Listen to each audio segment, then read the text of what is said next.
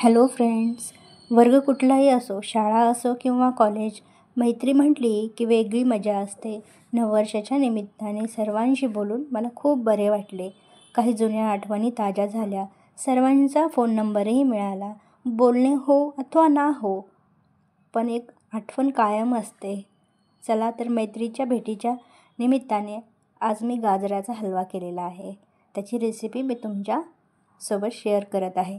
प्रत्येकाची पद्धत वेगवेगळी असते, पण आज एकदम कमी साहित्यात झटपट बनवून तयार होणारा गाजराचा हलवा पाहूयात.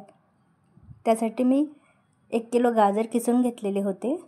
एका कढईमध्ये मी तूप टाकलेले आहे. तूप आपल्याला कढईला सर्वत्र पसरून टाकायचे आहे, जेणेकरून गाजर खाली चिटकणार नाही. आता हळूहळू सगळं मिक्स केल्यानंतर आता आपण याला स्टीम देणार आहोत. गाजरचा हलवा करताना हलकासा आपल्याला थोडासा हलवत राहायचा आहे, नाहीतर खाली आपला जळण्याची शक्यता आहे. असंच मी 2-3 वेळा स्टीम देऊन त्याला मिक्स करत राहणार आहे. आता इथे बघा, हळूहळू आपला गाजराचा हलवा मऊ होत चाललेला आहे. अशाच पद्धतीने आपल्याला स्टीम देऊन त्याला वाफेवर थोडंसं शिजवून घ्यायचं आहे. आता इथे पहा, हळूहळू आपला गाजराचा हलवा मऊ होत चाललेला आहे. आता अशाच पद्धतीने आपण सगळे मिक्स करून घेणार आहोत हळूहळू. आता परत मी याला 2-3 मिनिट स्टीम देणार आहे. इथे बघू शकता, स्टीम माझी देणं झालेली आहे. आता परत एक वेळेस मिक्स करून घेऊयात.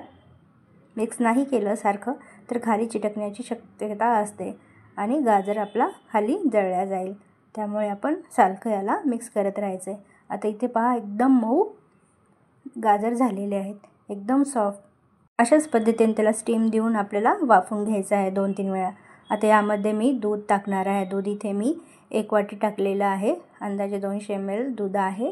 आता इथे परत मिक्स करून घ्यायचं आहे आपल्याला सगळं, जेणेकरून ह्या दुधामध्ये राहिलेला एकदम जो छोटा गाजराचा तुकडा आहे तो पण एकदम मऊ शिजून निघेल.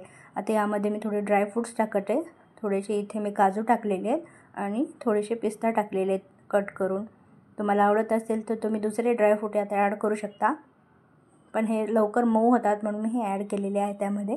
आता 2-3 मिनिट परत मी याला स्टीम दिलेली आहे. आता परत आपण मिक्स करून घेऊयात. आता हळूहळू आपला गाजराचा हलवा तयार होत आहे. इथे बघा, एकदम मऊ शिजवून झालेला आहे. यातलं सगळं पाणी आपल्याला खाली आटवून घ्यायचं आहे. आता इथे मी 1 वाटी गूळ घेतलेला आहे. गोडाची क्वांटिटी तुम्ही तुमच्या आवडीप्रमाणे ठेवा. कोणाला कमी जास्त गोड आवडते त्यानुसार तुम्ही ॲड करा. गूळ तुम्हाला जर नसेल आवडत तुम्ही साखर देखील ॲड करू शकता, पण गूळ ॲड केल्यानं गाजराला आणखीन छान रंग येतो, म्हणून मी यामध्ये गूळ ॲड केलेला आहे. आता हे आपण मिक्स करून घेऊयात. 2-3 मिनिट व्यवस्थित मिक्स केल्यानंतर पूर्ण गूळ आपला विरघळला गेला पाहिजे आणि पूर्ण पाणी त्यातलं आपल्याला आटवून घ्यायचं आहे. आता इथे मी त्यावरती थोडंसं स्टीम देणार आहे परत एकदा, कारण की गूळ आपला जे एकदम मेल्ट झाला पाहिजे. जास्त कडकही आपल्याला नाही वाफवून घ्यायचं, कारण की मग तसं टेक्स्चर वेगळं होईल.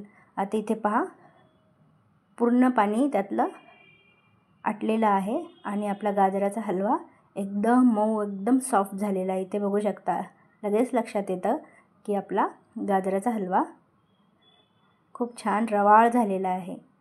आता याला 1-2 मिनिट परत आपण मिक्स करून घेऊयात.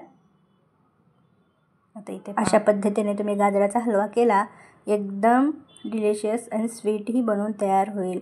आता यामध्ये मी विलायचीचं पावडर टाकत आहे, ते देखील आपण मिक्स करून घेऊयात. मिक्स केल्यानंतर एकदम छान स्मेल येत आहे. इथे बघू शकता, एकदम रवाळ टेक्स्चर बनवून आपलं तयार झालेलं आहे. तुम्हाला माझी रेसिपी आवडली असेल तर चॅनलला लाईक करा, शेअर करा आणि सबस्क्राईब करायला विसरू नका. आता इथे पहा, सगळा आपला गाजरचा हलवा बनवून रेडी आहे. पूर्ण पाणी आटलेलं आहे, कुठेही कढईला खाली देखील चिटकलेलं नाही आहे. आता हा तयार आहे.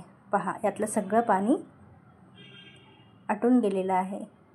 आता आपण हे या प्लेटमध्ये काढून घेणार आहोत. आहे ना सोपी एकदम पद्धत. आता इथे खूप गरम आहे, तुम्हाला हव्या त्या पद्धतीने तुम्ही करू शकता, पण ह्या पद्धतीने जर तुम्ही केला तर एकदम डिलिशियस बनवून तयार होतो आणि चवीलाही खूप छान होतं. गूळ ॲड केल्यानं ते एकदम हेल्दी पण होतं. आता इथे मी थोडंसं पिस्ता आणि काजू ॲड करणार आहे. तुम्ही थोडे बदामचे काप देखील ॲड करू शकता. चला तर घरी नक्की बनवून पहा. भेटूया नेक्स्ट व्हिडिओमध्ये. Bye bye.